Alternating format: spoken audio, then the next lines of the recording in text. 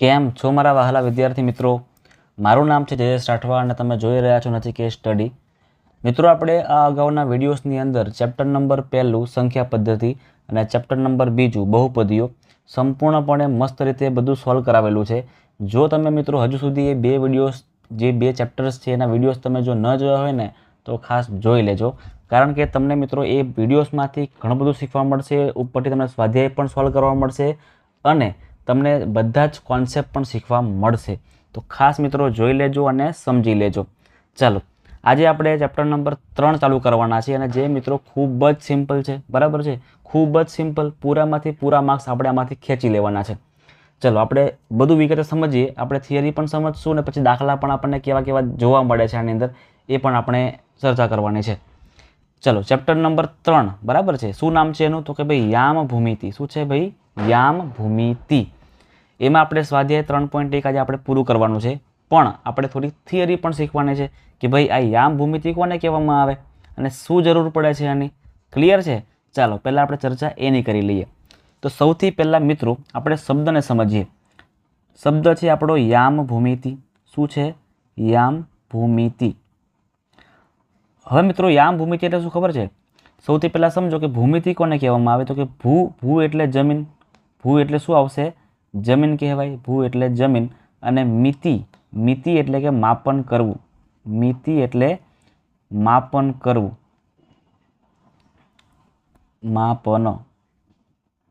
માપન કરવું. ખાસ સમજો. હવે આપણે મિત્રો આમાં કંઈ માપન નથી કરવાનું, આપણે કોઈ જમીનને નથી માપવાની, પણ આનો સીધો મતલબ એવો થાય છે કે આપણે કોઈ ચોક્કસ જગ્યા બતાવવાની છે. સિમ્પલ છે. યામ ભૂમિતિનો મતલબ શું થાય છે કે ભાઈ ચોક્કસ જગ્યા, ચોક્કસ સ્થાન બતાવવા માટે, ચોક્કસ સ્થાન બતાવવા માટે આપણે આ ચેપ્ટર છે ને યામ ભૂમિતિનો આપણે અભ્યાસ કરી રહ્યા છે. ચલો તમને હું ઉદાહરણ તરીકે સમજાવું કે મારો એક મિત્ર છે, બરાબર છે. મારો મિત્ર કોઈ અમદાવાદમાં રહે છે અને હું રહું છું વડોદરામાં.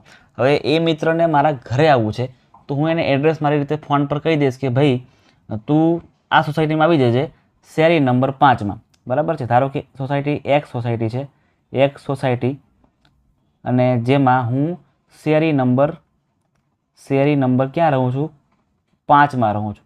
તો આટલી માહિતી એના માટે પૂરતી છે મિત્રો મારું ઘર શોધવા માટે?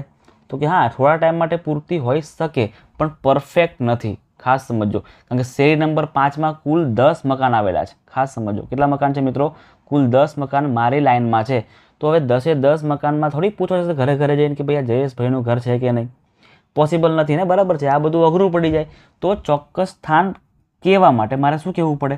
તો કે ભાઈ મારું મકાન જે છે ને એ શેરી નંબર 5માં 3જા નંબરનું છે. તો એ માણસ, મારો જે મિત્ર છે, એ મારું મકાન તરત શોધી નાખશે. બધાને ક્લિયર થાય છે મિત્રો આપણે શું કહી રહ્યા છે? કે યામ ભૂમિતિનો મતલબ કે ચોક્કસ સ્થાન બતાવવાનું છે. આપણે ચોક્કસ સ્થાન બતાવવાનું છે જેને આપણે યામ ભૂમિતિ કહીએ છીએ. ક્લિયર છે બધાને? ચલો આગળ વધીએ. બીજું આપણને આમાં શું શીખવાનું છે? તો ચોક્કસ સ્થાન બતાવવા માટે આપણે હવે આમાં કોઈ નકશો જોવાનો જરૂર છે નહીં.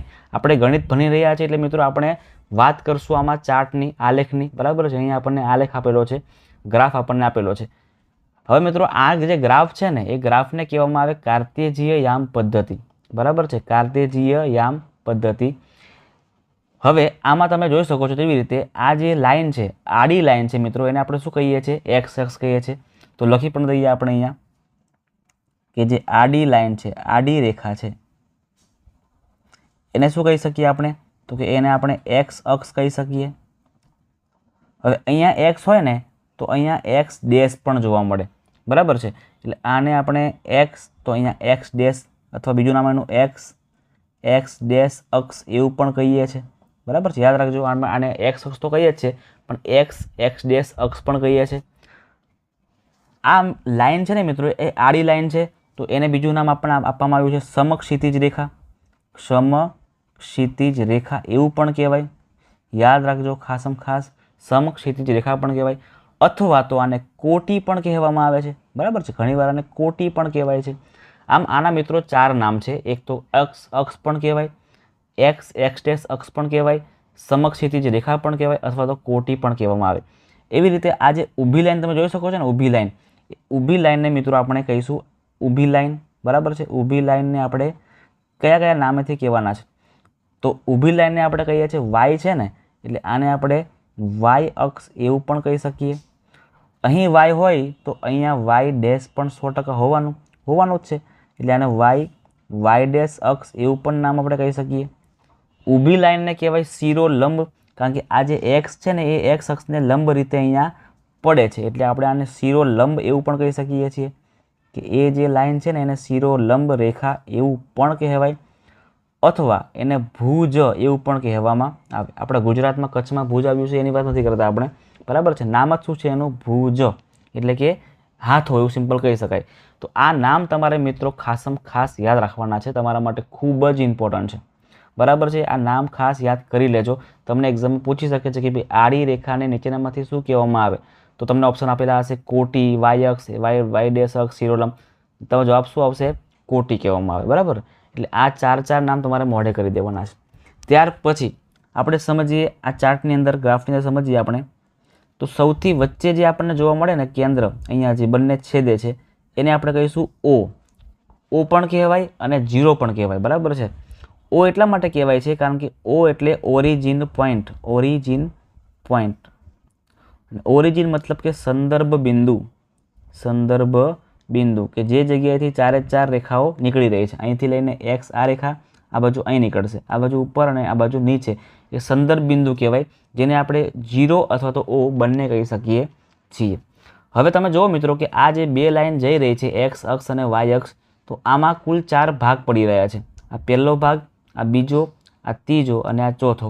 તો આ જે પહેલો ભાગ છે એને આપણે કહીશું પ્રથમ ચરણ. આને શું કહેવામાં આવે? પ્રથમ ચરણ કહેવામાં આવે. જે બીજું છે સાઈડ પર એને કહેવામાં આવે દ્વિતીય ચરણ. એને શું કહેવાય? દ્વિતીય ચરણ. નીચે આવી જવાનું એને કહેવાય તૃતીય ચરણ. અને આ છે એને કહેવાય ચતુર્થ ચરણ. આ તમારે ખાસ યાદ રાખવાનું છે મિત્રો. આ પ્રથમ ચરણ, આ દ્વિતીય ચરણ, આ તૃતીય ચરણ અને આ ચતુર્થ ચરણ. બધા જાણો છો તેવી રીતે સંખ્યા રેખા પ્રમાણે કે ભાઈ આવી રીતના લાઈન આપણે કરીએ તો 0ની ડાબી બાજુ પર શું આવશે? માઇનસ સંખ્યા આવશે, તો -1, -2, -3, -4 એવી રીતે. અને 0ની જમણી બાજુ પર બધી સંખ્યા પ્લસમાં આવશે, ધન સંખ્યા આવશે, 1, 2, 3, 4, 5. એવી રીતે આપણે ઉપર જોવા જઈએ આડી લાઈનમાં તો ઉપર બધા જ કેવા આવશે? પ્લસમાં આવશે, નીચે બધા કેવા આવશે? માઇનસમાં આવશે.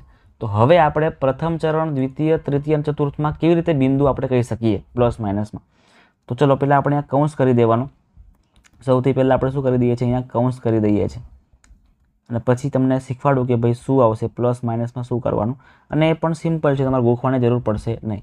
ચલો આટલા ખાનામાં જુઓ તમે તો કે આટલા ખાનાની અંદર આ પણ પ્લસમાં છે અને વાય પણ પ્લસમાં છે, એટલે બંને કેવા આવશે? પ્લસ. યાદ રાખજો, બંને કેવા આવશે? પ્લસ. દ્વિતીયમાં જો એક્સ અક્ષ પહેલાં જોવાની, એટલે એક્સ અક્ષમાં આ જે સંખ્યા છે માઇનસમાં છે અને વાય આ સંખ્યા પ્લસમાં છે, એટલે એક્સ અક્ષ આપણો માઇનસ થાય, જ્યારે વાય અક્ષ આપણો શું બનશે? પ્લસ થશે. તૃતીયમાં તમે જોઈ શકો છો તેવી રીતે કે ભાઈ એક્સ અક્ષ એ માઇનસમાં છે અને વાય અક્ષ એ માઇનસમાં છે, એટલે બંને કેવા આવશે? માઇનસ આપણે આવશે. ચતુર્થ ચરણની અંદર એક્સ અક્ષ પ્લસમાં છે અને વાય અક્ષ જે છે એ બધા માઇનસમાં છે, એટલે પહેલું પ્લસ અને પછી વાય અક્ષ માઇનસ. તો મિત્રો તમારે આ યાદ રાખવાનું છે. તમને એક્ઝામમાં આની પરથી ક્વેશ્ચન પૂછી શકે છે કે ભાઈ એક બિંદુ લખી દઉં, જેમ કે -3, 2. તો આ જે બિંદુ છે એ આ બિંદુ કયા ચરણમાં આવે? તો પહેલું માઇનસ અને બીજું પ્લસ, પહેલું માઇનસ અને બીજું પ્લસ.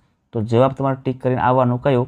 કે ભાઈ આ જે બિંદુ છે ને એ તમારું દ્વિતીય ચરણમાં જોવા મળે છે.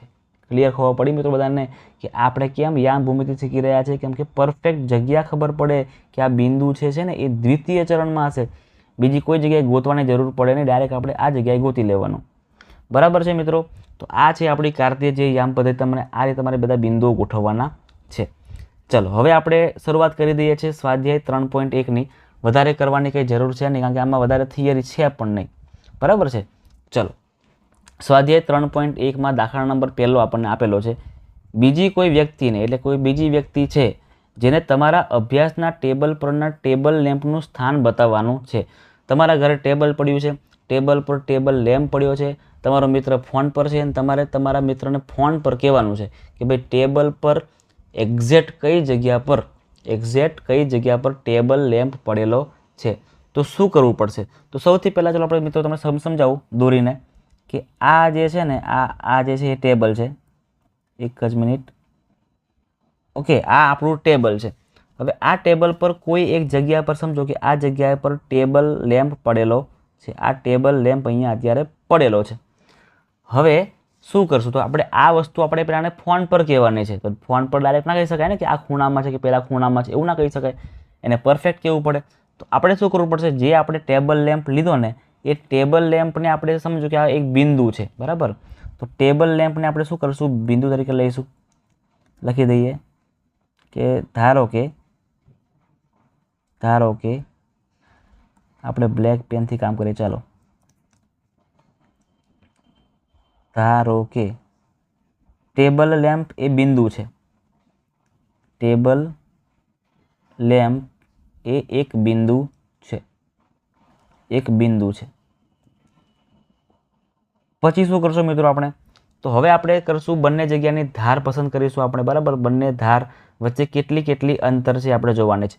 તો જો એક ટેબલની ધાર આ છે અને બીજી ધાર આ છે, કુલ ધાર આપણને 4 મળે છે, પણ 4 જોવાની કંઈ જરૂર છે નહીં. આપણે માત્ર ને માત્ર 2 ધાર જોવાની જે નજીકમાં આવે છે.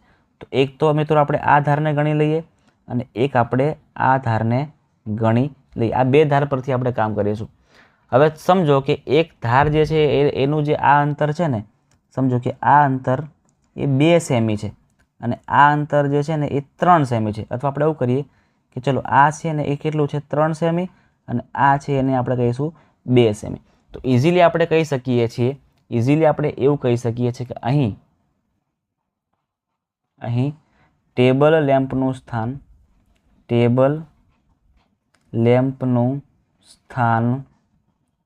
કયું છે? તો કે ભાઈ 3, 2 છે. કયું છે? 3, 2 અથવા 2, 3 બંને કહી શકીએ છીએ. આપણે કઈ દિશામાંથી જોઈ રહ્યા છે એના પર ડિપેન્ડ કરે છે. એટલા માટે આપણે કોઈ પણ લખી શકીએ છીએ. કાં તો 3, 2 પણ લખી શકીએ અથવા તો 2, 3 પણ આપણે લખી શકીએ છીએ કે આ જે બિંદુ છે એ કયું છે આપણું? તો કે 2, 3 અથવા તો 3 અને 2. તો આ મિત્રો આપણો એક્ઝેક્ટ જવાબ થાય. આપણે આવી રીતે પેલા મિત્રને સમજાવવું પડે. હવે મિત્રો મજાની વાત એવી છે કે આવા ક્વેશ્ચન તમારી એક્ઝામમાં જનરલી પૂછાતા હોતા નથી. આ માત્ર ને માત્ર તમારી સમજણ માટે છે કે તમે સમજો છો કેવી રીતે કોન્સેપ્ટને અને ચેપ્ટરને, એટલા માટે હોય છે.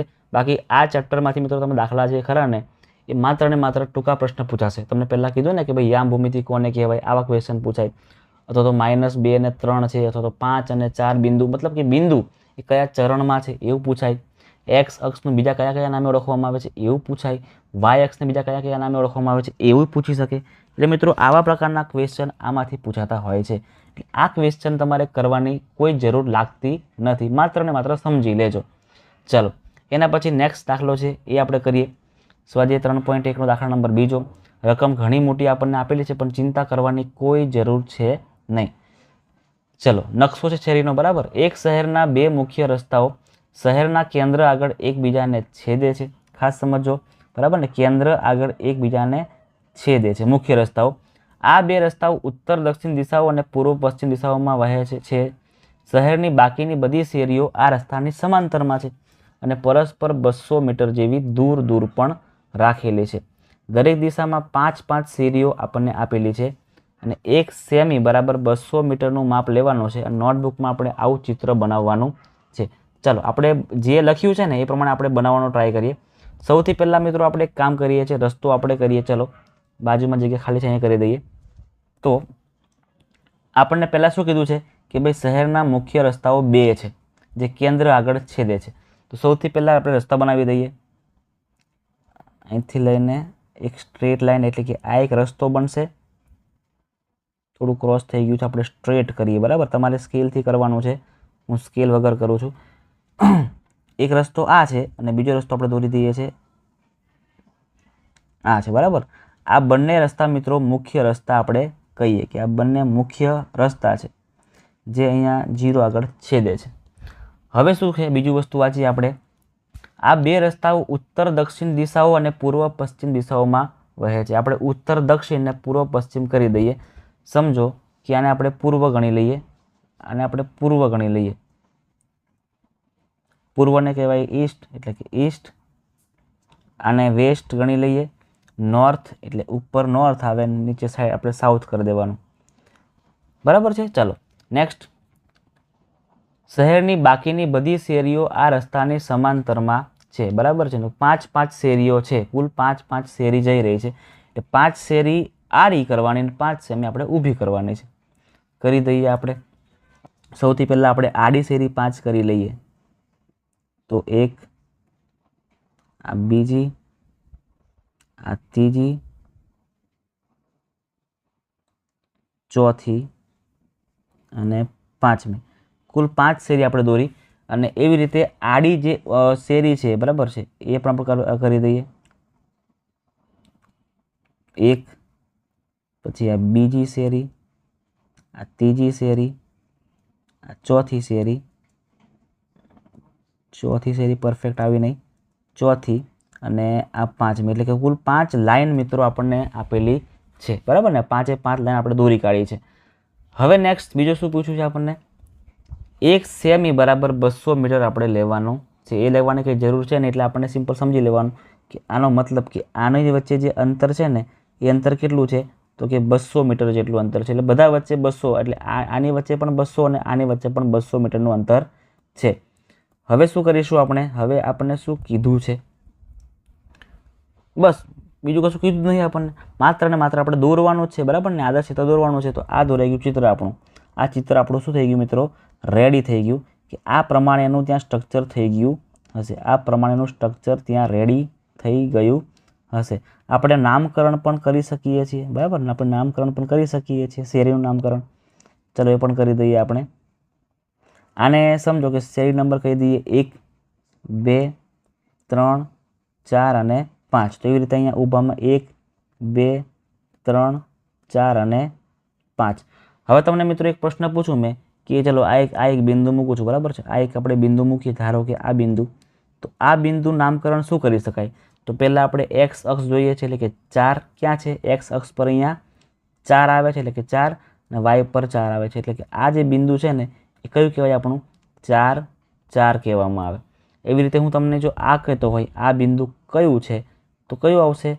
તો કે આ લાઈન એક્સ અક્ષ પર 1 છે અને અહીંયા 3, એટલે કે આ જે બિંદુ છે ને એ 1, 3 કહેવાય, બરાબર છે. એટલે પરફેક્ટ માહિતી આપણને ખબર પડે કે ચલો આ જગ્યાએ કોઈ મકાન છે તો પરફેક્ટ આપણે કહી દઈએ કે 4, 4, તો આપણે આ જગ્યાએ જઈને ઊભું રહી જવાનું. આપણને કોઈ પૂછે કે ભાઈ 1, 3, તો આપણે આ જગ્યાએ જઈને ઊભું રહી જવાનું. મતલબ કે આવી રીતે આપણે કહી શકીએ છીએ.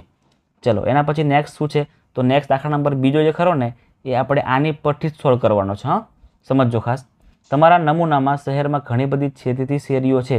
તો કે હા ભાઈ છે ને, ઘણી બધી છેદતી જો ને, 1, 2, 3, 4, 5, કુલ 25 હશે. તો કે 25 શેરીઓ છેદતી છે. આ છેદતી શેરીઓ પૈકી એક ઉત્તર દક્ષિણ દિશામાં અને બીજી પૂર્વ પશ્ચિમ દિશામાં જતી હોય તેવી 2 શેરીઓની બનેલી છે.